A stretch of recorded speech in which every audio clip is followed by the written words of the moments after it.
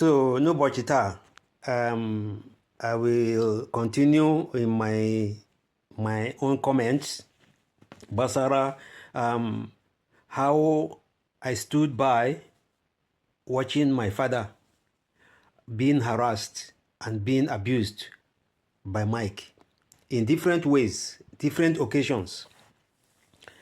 So it hurts me so bad. But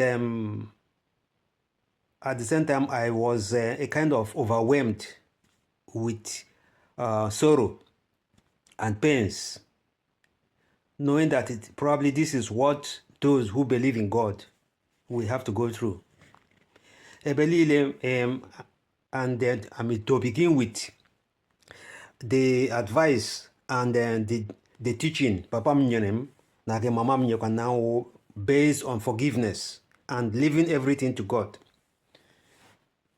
Njekwekpere ndị pastor niile mega preaching and during their own various sermons, they were all centered on leaving the battle for God to fight.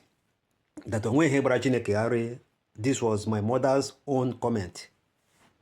So I knew that God will have a way to deal with Mike in his own way. So there's no need for me to fight him. I left him to God.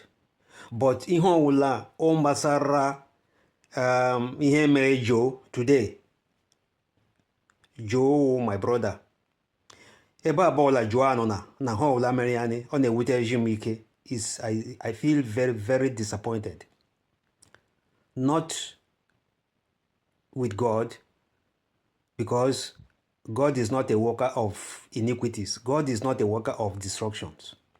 Human beings are, men are. So, mụ eguzoro n'ụkwụ m na-ele mkparị bịaga to my father.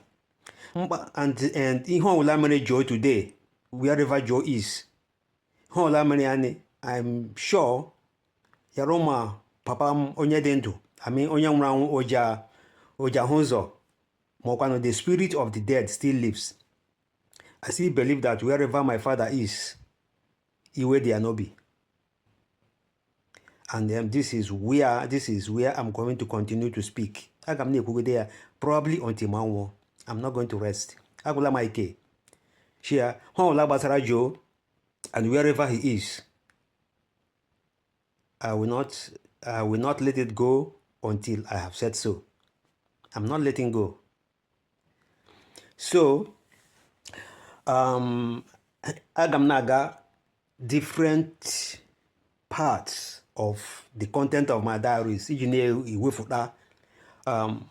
What has led to whatever that is going on in Umaganguru as far as Mike is concerned. Onye like ya gere, onye like ya happen. But this ones I'm saying is just for records. So, nga he papa anyị lọdụrụ kpọrọ mama anyị lọ. Mụ na onwe m, because of my own emotional attachment and my own sympathy to whatever has happened to my mother, I was making my own inquiries. Inquiries I may make. Adonye mshi yaje make lamia. Adonye ozo maganguru. Okay, make him the inquiries, investigations to find out what was going on. It was my responsibility. Or more, onye gi make yani. Make chakwani ya makpoka no maganguru. Mokano umofakaja. And make a investigation starting from Lagos. Jebo kuzu. Jebeli na cho him. What is this guy doing? Kedi he ngoko au Mike Imega. I digged everything. Mechala mia, agachalam lodo boya Mike yaza shi abia onre ma acho kamuna gikuoku.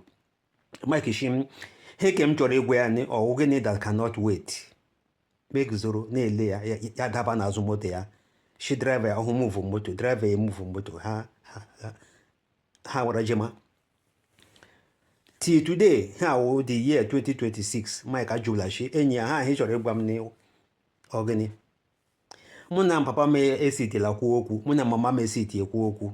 Hapro hendi hai pamram naga no be with me. I have never spoken to any of my brothers in Hekure to listen. Ajubla to Mike Ajuju, Jueshi, how did this thing happen? Onwanike call him one or two things. Never.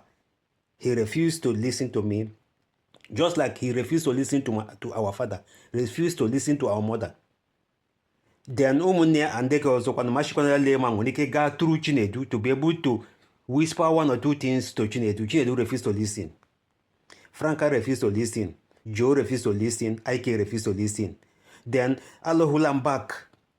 Shebe ndị adịka na hege ntị ma abara to ụmụfakaja.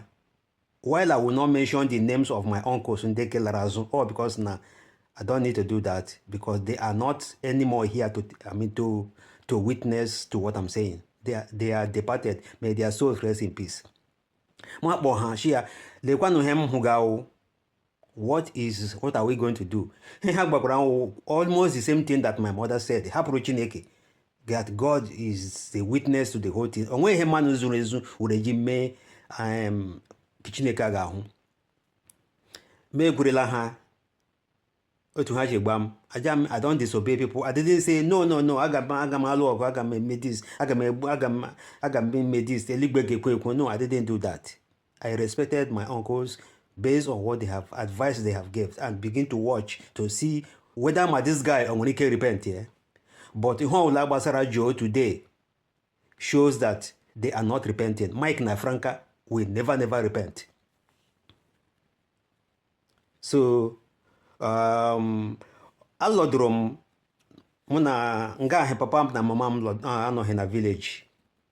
I didn't desert them. Like as I said, eji m ala ụlọ every Christmas, every Easter, I make sure I come back home to stay with to share with them. Adịkwa ebe m ejeje ma enye na ngakarịala m agakwa na ụmụneke and mgbakarịla m agbakwa n'Owerri. So ụkwarapụra m n'ala iji na monitor how my mother was doing, how is she responding to injection ha gbaga ya, because adịkwa treatment ha nyega mama anyị pase ọgwụ ụra hụ ha gbagaghị mama m. So he gbacha ya mama na-arahụ from morning till night.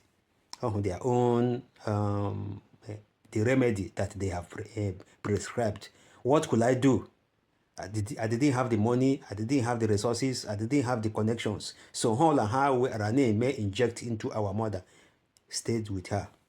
But I continue to put up my own presence. Nakwana earlier, whether when certain things, Papa I'm gonna make my own investigations. Adi mama. So yeru one day, nonga Mike na Papa make argument. Meje dia mejele ihe gaga on. Honga Papa m block Mike na the passage. Bia here.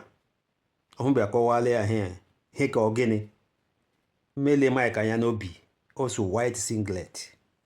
Ọbara na-ata. Stained with blood. Papa ma jụma ya shia. Heke ahụ jeje gbicha na ezobia ogene. So Mike na-agwa Papa anyị chọ for protection. Na yenwe nego. Aya ga-need na to protect himself. Papa m shi hek protection ke ige ndị dibịa gbila gị n'ahụ ọ gị ka nke Chineke that we grant you. God will have granted you protection instead of these fetish things egbicha n'ahụ. So Mike egbicha n'ahụ the thing na ala ọbara, which means that razor mark was done either the dibịa bịara bịa gbicha ya that thing n'ahụ maọkwanụ the dibịa is living inside ụmụaka ngwuru. Mgbe ndị ụmụaka ngwuru jiri bido omenọdụ ihe emegaghị now. So the razor marks of that mind of Ezobi Mike nobe as a testament to what I'm saying now. Ya shila gugo ya shila mwonya shi ya fota yitu o di shirt ya ji razor mark ji the razor mark na nobi. Mwa ochukodi anom here na ekwoku. I know what I'm saying. I'm talking about the fact. Ma Franca no onwe ya nke ya nwaanyị o yigidela nke ya Brazil yigidekwana ya blouse and everything onwe ga hụ ya ha kpọrọ ndị happy tochaga ejecha ahụ ma ndị dibịa agwọga ma ndị dibịa ji abịa n'ụlọ papa m bịa biri ma ndị all those kind of fetish things ihe ha mega. I continue to listen to the pains of my father.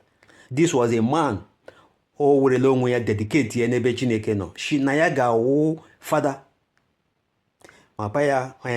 mama ya shi odo ebe sajuo owu otu nwa ọhụ biko ọhụ jishi ike eje lụọla ya nwaanyị ọkwana ya ụmụ ya chọrọ ịhụ grandchildren anya as a result of which we were born as children. We were supposed to be the ambassadors. We were supposed to be the examples of a man that was dedicated to God.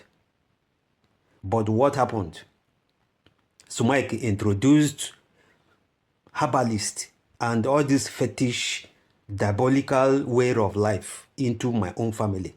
So ụmụnne na ekwunukwa na ekwunu soro ya oreje.